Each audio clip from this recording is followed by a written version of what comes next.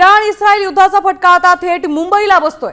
गॅसच्या तुटवड्यामुळे मुंबईतील 20% हॉटेल सध्या बंद झाली आहेत, तर आगामी 3 दिवसात ही संख्या 50%वर जाण्याची भीती व्यक्त होतीये।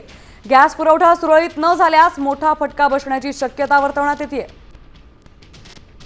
थेट जाऊयात मुंबईच्या दादर भागात। त्या ठिकाणी आमचे प्रतिनिधी साक्षी यादव उपस्थित आहेत, त्यांच्याकडून अधिकची माहिती आपण जाणून घेऊयात।